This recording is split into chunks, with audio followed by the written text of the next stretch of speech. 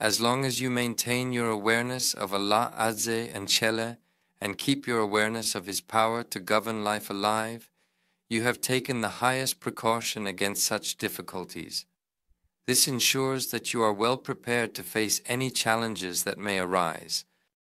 Why? Because these troubles and calamities arise to awaken, dissuade, turn back, and deter the servant from the wrong path in order to rectify their sins and guide them towards the right path.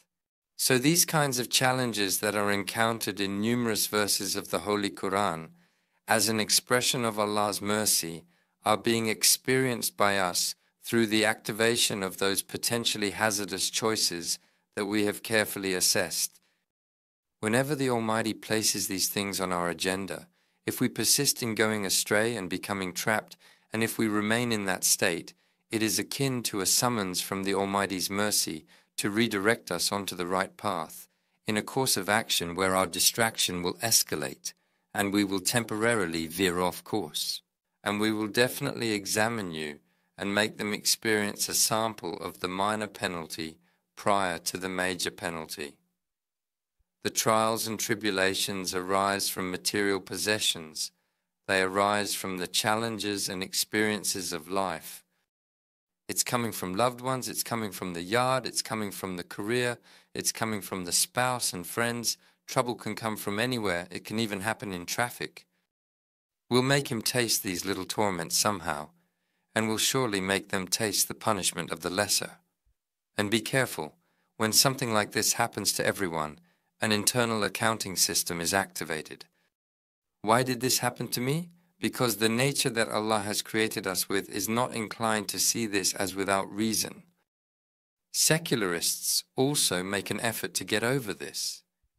They say there's no such thing, but in order to cancel the operation of that internal mechanism, they need to engage in an additional activity, in other words, deceive themselves. Otherwise, our nature is ingrained with the awareness that this should be in a cause and effect relationship.